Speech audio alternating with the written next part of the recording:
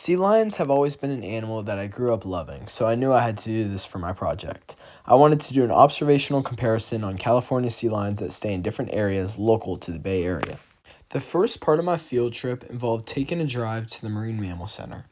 At the Marine Mammal Center, workers rescue, rehabilitate, and release marine animals that are diseased or injured. So I knew coming in that I was going to be exposed to sea lions that are in captivity rather than sea lions that are just in the wild. Right when I walked in, there was an open alleyway that allowed me to spectate the center's facility. I noticed numerous individual pens that these injured animals stayed in. Also, I took into account how quiet the environment around me was. It wasn't until I got upstairs when I truly saw everything the center had to offer. There's people over there. It's hard to tell, but there's sea lions all the way over there. They keep them in the back because they're the most social. And then over there you can see one swimming. These are all the different pens that they have, and this is, where they keep them and rehabilitate. The sea lions were held all the way in the back, so it was hard for me to get great footage of them.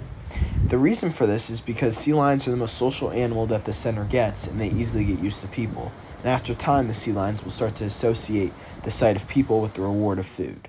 However, I tried the best I could, and I noticed that there was a whole team of workers on standby catering to these animals. I met one of the workers there who was willing to let me interview her about the sea lions. I was curious as to how the sea lions interact with one another. But they're extremely social. If you see them out in the wild, you can have an empty beach for a mile. They'll all be in one pile on top of each other. Oh. She went on to tell me how the sea lions at the Marine Mammal Center primarily eat, sleep, swim, and poop.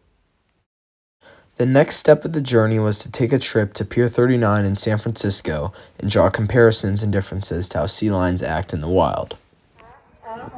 Walking in, I observed how loud and energetic these sea lions were, displaying loud barks and swimming in the water. There are normally tons of sea lions at the pier, however there were not. The sea lions were scared away by the Blue Angels, which are loud jet planes that flew over the pier days prior. Dominance is important to these animals, and I noticed them fighting over prime resting positions. There were a bunch of tourists that came to watch these animals, and despite any moves made by the humans, the sea lions remained unbothered. I recently spent the weekend in Santa Cruz where I captured additional footage at the Santa Cruz Wharf. There's a high likelihood that these sea lions migrated from Pier 39 all the way down to Santa Cruz. These mammals were bunched together and displayed similar actions of those seen at Pier 39. Overall, I learned a lot about the behavior of a California sea lion, specifically how those in the wild are much more energetic and loud compared to those who exhibit calm behavior in captivity. Thank you for watching.